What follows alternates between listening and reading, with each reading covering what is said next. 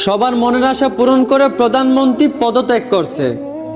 ভাবছিলাম এতে করে দেশটা স্বাধীন হয়েছে, কিন্তু এখন দেখি না, দেশটা স্বাধীন হয় নাই, বরঞ্চ কিছু মানুষের জঘন্য রূপ বের হয়ে আসছে। দেশ স্বাধীন হওয়ায় তারা এতটাই খুশি হয়েছে যে এই খুশিতে তারা মানুষের ঘরবাড়ি আগুন দিয়ে পুড়ায় ফেলতেছে, ভাঙচুর থেকে শুরু করে যা মন চায় তাই করতেছে। অথচ তারা একটাবার এইটা চিন্তা করতেছে না যে তাদের এই কাজগুলোতে সাধারণ মানুষের কতটা ক্ষতি হইতেছে। আবার তারা নিজেকে মেধাবী ছাত্র দাবি করে। দেখো, মনে কষ্ট নিও না, শুধু বুঝাবার জন্য বলতেছি। আচ্ছা, আমাকে বলবা, যেই দেশ দ্বিতীয়বার স্বাধীন হয়েও মানুষ স্বাধীনভাবে চলতে পারে না, ওই দেশ কিভাবে স্বাধীন দেশ হয়? যেই দেশে মানুষ স্বাধীনতা পায়া অন্যের ক্ষতি করা শুরু করে, ওই দেশ আবার কেমন স্বাধীন দেশ হয়? আসলে স্বাধীন দেশ বলে চিল্লায় লাভ নাই।